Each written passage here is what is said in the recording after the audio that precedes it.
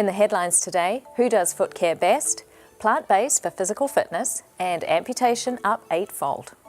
When it comes to diabetic foot care, men are not as good as women at looking after their feet. A study of 1,500 diabetic adults aged over 40 in Brazil found that compared to women, men were more likely to report not drying between their toes after bathing, not regularly checking their feet, walking barefoot, and having poor foot hygiene. They also inappropriately trimmed their toenails. They had poorer compliance to a diabetic diet and didn't attend for blood testing as often as recommended. It probably won't surprise you, though, that women were more likely to wear inappropriate shoes.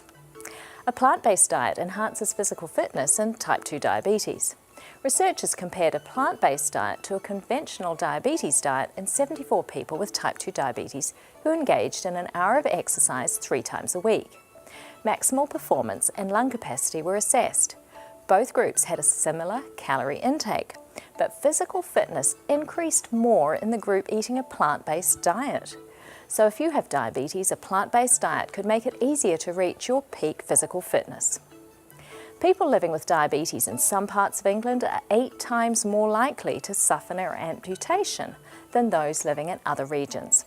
For example, the seaside resort of Scarborough in North Yorkshire is the country's hotspot, with 4.9 amputations per 1,000 adults with diabetes.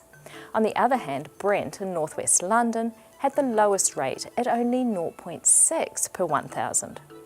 Of concern is that the overall rate of amputations has increased by 16% over the last 3 years. So diabetics, be sure to keep a close eye on your own feet and seek attention for any problems. I'm Dr. Nerida McKibben, and that's today's Health News.